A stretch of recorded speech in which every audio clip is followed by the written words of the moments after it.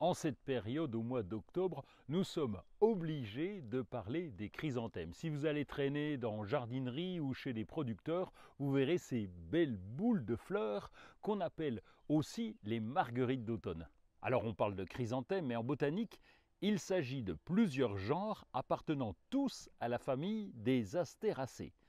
On trouve encore un petit peu de chrysanthèmes à grosses fleurs qui garnissent systématiquement les tombes des cimetières. Enfin ça c'était il y a quelques années, mais aujourd'hui on s'intéresse plutôt à la pomponnette qui demande un peu moins de travail aux producteurs et qui est aussi très appréciée des jardiniers. Et comme je vous le disais, c'est une plante très décorative qu'on trouve en jardinerie chez les producteurs, mais pas que.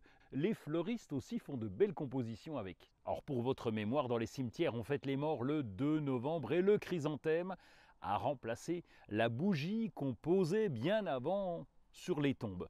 C'est à l'armistice de la guerre de 1918, ça ne nous rajeunit pas, que la tradition du chrysanthème s'est développée chez nous. À l'époque, on parlait du 11 novembre et progressivement, le chrysanthème est venu un peu plus tôt, le 2 novembre. Bon, mais cette image un peu triste d'associer le chrysanthème à la mort est en train de changer. En Orient, par exemple, le chrysanthème jaune, lui, il est synonyme de longévité. On a tendance à oublier maintenant la tradition et on ne retient que la beauté de cette superbe fleur. Regardez attentivement les fleurs de pomponnette. Elles peuvent être très serrées. Il y en a même des simples, des panachées. On peut les installer dans tous les coins de la maison ou du jardin. Elles apportent de la couleur juste avant d'attaquer l'hiver. Chaque année à cette période en France, il se vend environ 23 millions de chrysanthèmes en pot.